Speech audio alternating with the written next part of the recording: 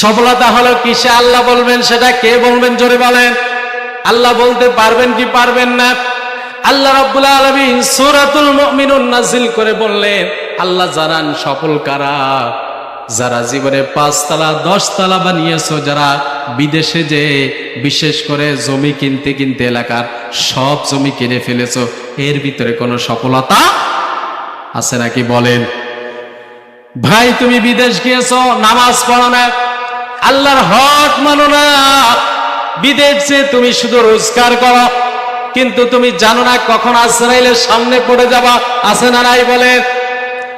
সব সম্পদ bank balance পড়ে থাকবে, আরে বিদেশ থেকে যখন লাশবাহী গাড়িতে করে পপ পপ করে শব্দ করে তোমার বাড়িতে নিয়ে আসবে, ওই সময় তোমাকে এক নজর দেখার জন্য সবাই তোমার বাড়িতে এসে ভিড় জমাবে।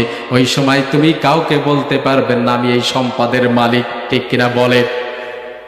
সব সম্পদ এক নিমিষে জিনিস শেষ করে দিতে পারেন তিনি কে? তার মানে হলো এসবের ভিতরে কোনো সফলতা নাই।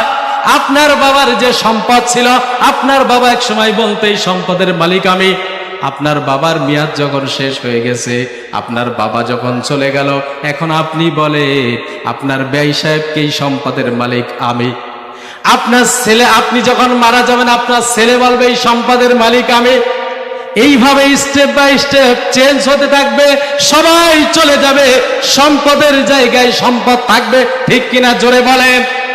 আসলে এই সম্পদের মালিক যিনি, তিনি কে? আল্লাহ পাক রব্বুল আলামিন এজন্য বললেন, পড়েন, তাবারাকাল্লাযী বিয়াদিহিল মুলকু ওয়া হুয়া আলা কুল্লি শাইইন কাদির। জোরে বল আল্লাহু আকবার। আমার আল্লাহ রাব্বুল আলামিন চূড়ান্ত পর্যায়ের মেসেজ দিলেন, আসলে সম্পদের মালিক তুমি চিন্তা করো, তুমি মুখে স্বীকার করো, তুমি পরের মানুষকে বা পাড়ার মানুষকে, এলাকার মানুষকে বলো এই সম্পদের মালিক তুমি, কিন্তু আসলে তোমার গায়ের যেই জামাটা যত্ন করে বানালে, যেই জামাটা সপ্তাহে সপ্তাহে 3 দিন 4 দিন পর পর সুন্দরভাবে কেচে পরিষ্কার করে রাখো, ওই জামার মালিকও তুমি নও।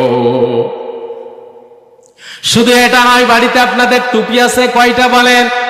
সবার প্রায় 3 থেকে 4টা 5টা টুপি আছে না নাই বলেন? যত্ন করে টুপি ক্রয় করেছেন, যত্ন করে টুপিটা মাথায় দেন, পরিষ্কার করেন, কিন্তু মারা যখন যাবেন 3.5 হাত কবরে, তখন কি এই টুপিটাও কি আপনার সঙ্গে দেবে? জোরে বলেন, কেউ কি দেই নাকি বলেন? তার মানে হলো এই টুপিটাও আপনি বলেন এই টুপিটা আমার, কিন্তু এই টুপির মালিকও আপনি নয়। তার মানে হলো এই পৃথিবীর সব সম্পদের মালিক যিনি, তিনি কে? এজন্য আল্লাহ বললেন, তাবারাকাল্লাযী বিয়াদিহিল মুলকু ওয়া হুয়া আলা কুল্লি শাইইন কাদির। জোরে বল আল্লাহু আকবার। আল্লাহ বলে, বান্দা চিন্তা করো না, তাবারাকাল্লাযী সেই বরকতময় রবের কাছে সব কিছুর মালিক তিনি। আসমান জমিন যা কিছু দেখেন সব কিছুর মালিক যিনি, তিনি কে? জোরে বলে। আমরা আসমান, 7টা আসমান আছে, কয়টা আসমান জোরে বলেন? বিজ্ঞান রিসার্চ করেছে 7 আসমান 7 জমিন আছে। আমরা কখনো কল্পনা করতে পারি বলেন? আপনাকে যদি এখন বলি পানির পরে বসে আছেন, আল্লাহ যখন ইচ্ছা এই পানির নিচে আমাদেরকে ডাবিয়ে দিতে পারেন কি পারেন না বলেন? অস্বীকার করার কোনো লাইন আছে বলেন? যদি বলি পানির পরে বসে আছেন, এটা বিশ্বাস করা লাগবে, এটা বিশ্বাস। আল্লাহর কথা বাদ দিলাম, বর্তমান বিজ্ঞান রিসার্চ করেছে, আপনার দেখা যায় যে আপনার যখন টিউবওয়েল সেলো মেশিন এর পরে আরো পাম্প যখন বোরিং করে, আমরা দেখতে পাই যে মাটির নিচে 100 বা 200 ফিট গেলে পানি আসে না নাই বলে? শুধু এটা নয়, আপনার চিন্তা করেন, একবার আপনি মারা যাবেন, পানির সময় মাত্র 3.5 হাত জায়গা আপনি পাবেন। কত জায়গা জোরে চিল্লাই বলেন? 3.5 হাত জায়গা পাবেন। আহারে এই 3.5 হাত জায়গা, আহারে বর্ষার সময় আমরা দেখেছি জানাজা পড়িয়ে যখন দাফন করতে গেলাম, অনেক মানুষের কবর খনন করেছে, পানি উঠে গেছে, আছে না নাই বলে? পানি উঠে গেছে এমন সময় এই পানির পরে লাশটাকে কি করবে? এবার রেখে দেবে নাকি বলেন? কবর খনন করছে, কোন রকম কবর দাঁড়াচ্ছে না, চতুর্পাশ থেকে কবর ভেঙে চুরমার করে মাটিটা ভিতরে পড়ছে, আছে না নাই বলে? এমন অবস্থায় তারা চিন্তা করে কি করব, তার তো টাইম ওভার করতেছে। তখন কলা গাছ দিয়া, সেই কলা গাছের পরে বাবাকে সন্তান লাশটাকে দাফন করে রেখে আসবে, কিন্তু একবারের জন্য বলবে না বাবাকে আরেক ঘন্টা রেখে দেই, আছে না নাই বলে? এই জন্য আসেন, এত কথা বললাম, সফলতা কার ভিতরে আছে?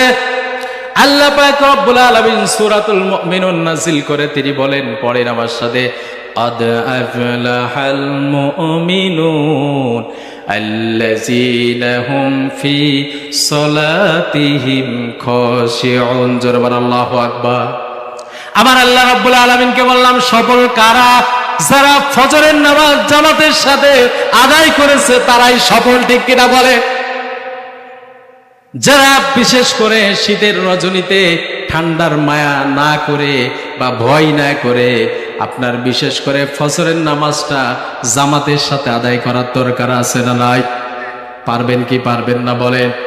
ফজরের নামাজ এশার নামাজ কমপক্ষে 2টা আমল দিয়ে যায়। ফজরের নামাজ এশার নামাজ জামাতের সাথে আদায় করবেন, কারণ বিশ্বনবী বললেন যারা ফজর আর এশার নামাজ জামাতের সাথে আদায় করে তাদের জান্নাতের জামিনদার আমি বিশ্বনবী। জোরে বলেন সুবহানাল্লাহ। আল্লাহ পাক রব্বুল আলামিনকে জন্য বললাম সফল কারা? তাহলে আল্লাহ বলে যারা দুনিয়ার মায়া ত্যাগ করে মাঠের ভিতরে কাজ করে, এমন সময় মুয়াজ্জিন সাহেব সুন্দরভাবে আযান দিয়েছে, নামাজ পড়ার দরকার আছে না নাই বলে?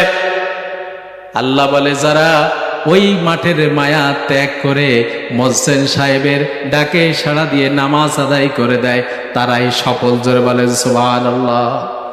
আল্লাহ বলে কদ, অবশ্যই আফলাহাল মুমিনুন, তারাই সফল সেই সমস্ত মুমিন।